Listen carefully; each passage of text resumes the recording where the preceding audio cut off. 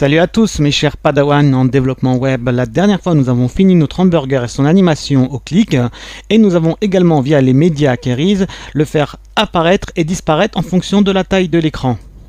Aujourd'hui nous allons voir comment modifier notre menu navbar horizontal pour le mettre d'une manière verticale et qui disparaisse en fonction de la taille de l'écran. Nous aurons donc un menu horizontal pour l'affichage bureau et un menu vertical pour l'affichage sur mobile qui prendra la totalité de l'écran. Ce qu'on veut déplacer, ce sont les liens de notre navbar qui sont ici et qui sont représentés par notre navbar UL. Afin de voir l'espace qu'elle occupe, on va mettre une petite bordure. Donc un petit border, un pixel, solide et la couleur on va mettre gold. Voilà, donc c'est toute cette partie-là qu'on veut qu'elle se déplace. Et je voudrais qu'elle se mette juste en dessous de notre header, juste en dessous de My Logo, et qu'elle prenne tout l'espace. Donc nous allons faire ces règles-là directement dans les Media Query. Voilà. Donc on y va ici, .navul. Comment je vais faire pour qu'elle se détache de notre header? Eh ben, on va lui mettre une position absolue ou une position fixed. Moi je vais mettre une position fixed afin que notre menu ne bouge plus du tout, qu'il soit fixé au même endroit. Donc là, on le met en position fixed, et quand on est en position fixed, il faut lui mettre un top, et nous le top, logiquement on le met à 0 si on veut qu'il soit tout en haut, mais moi je veux qu'il soit juste en dessous du header, et le header il fait 60 pixels, donc on va le mettre à 60 pixels. On enregistre, on voit bien qu'il s'est déplacé, mais que tout est superposé, donc il faut qu'on cache ce qu'il y a derrière. Donc pour le moment on va juste mettre un background, on va lui mettre un background de tomato ketchup, on reste comme ça dans les hamburgers, voilà, et je veux maintenant qu'il prenne toute la largeur. Donc c'est pas très compliqué, hein. On va mettre un width 100%. Voilà, il prend bien toute la largeur. Et je veux qu'il prenne aussi toute la hauteur. Hop, 100% également. Voilà, ça va donner ça. Maintenant, comment on fait pour que ça soit plus en forme de liste horizontale, mais en forme plutôt de verticale? Étant donné que notre navuel est un display flex, on peut lui changer sa direction avec Flex Direction. Par défaut, on est sur row, c'est-à-dire en rangée. Et moi, maintenant, je veux que ça soit en colonne. Donc j'enregistre. Et voilà, ça commence à ressembler à quelque chose. Il est à savoir également que nos animations ne vont pas du tout marcher en mode mobile, étant donné qu'on n'a pas de survol à la souris. Si je me mets en mode mobile ici, vous voyez, là c'est représenté par mon doigt, je vais grossir. Alors, est-ce qu'on peut grossir plus que ça? Voilà, je me mets à 150%. Donc là, vous voyez, il n'y a pas de survol, ça représente mon doigt. Par contre, si je clique, j'ai des moches carreaux là qui s'affichent, ça c'est dû à mes animations, étant donné qu'elles sont mal gérées en responsive. Ce qu'on va faire, c'est qu'on va les désactiver tout simplement. Donc tout ce qui est over, nav ul a over parce que les over étaient sur nos liens, et ben on va les désactiver. On va mettre animation none.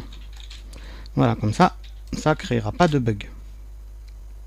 Maintenant, on va s'occuper de notre tomato, là, notre background tomato super moche, et on va faire un super effet magnifique en utilisant une nouvelle propriété de CSS qui s'appelle backdrop filter. Alors ça fait quoi en fait? On avait vu la dernière fois le filter blur qui permet de mettre un flou, mais si je le mets directement ici dans ma navuel, même les accueils, cours, tuto, contact vont se mettre en flou eux aussi. Moi ce que je veux qu'ils soient en flou, c'est ce qu'il y a derrière, comme si c'était derrière une vitre.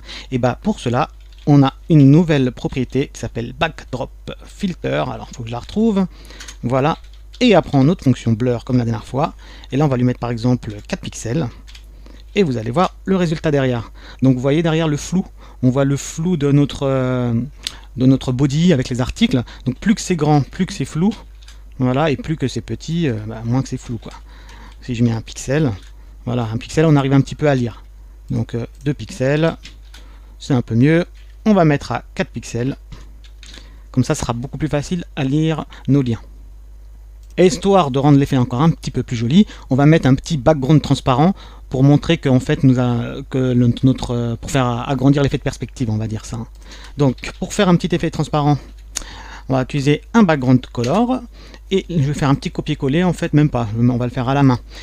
Et on va lui mettre un RGBA. RGBA, ça permet de rajouter aussi une transparence. On va mettre du noir, donc 0, 0, 0, ça c'est pour le noir, et une transparence à 0,4. Si vous mettez 1, c'est opaque, et plus vous descendez en dessous, plus c'est transparent. Voilà, comme ça nous avons un petit film transparent par-dessus. Ça fait un plutôt bel effet. J'aimerais bien qu'il y ait un petit trait de démarcation en dessous de chaque lien. Donc pour cela, nous allons spécifier nos liens directement. Donc nav ul a. J'ouvre mes accolades. Donc qu'est-ce qu'on va leur donner? Un petit border bottom pour qu'il y ait une bordure en fait juste d'en bas. Un px. solide. Et on va lui mettre notre couleur d'habitude. Notre petit jaune orange. Voilà. Donc par contre j'aimerais bien que le trait soit beaucoup plus grand. Donc il faut que j'augmente la taille de mes navuels. Donc supposons je leur mets un width de 50% pour que le trait aille jusqu'à 50%.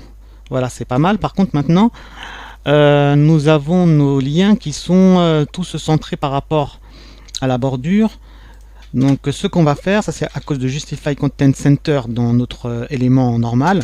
Ici on va le mettre à left pour que tout se centre à gauche. Voilà. Bon, c'est un petit peu trop collé à la bordure, donc on va rajouter un petit padding de 5 pixels. Et on commence à avoir un résultat pas mal.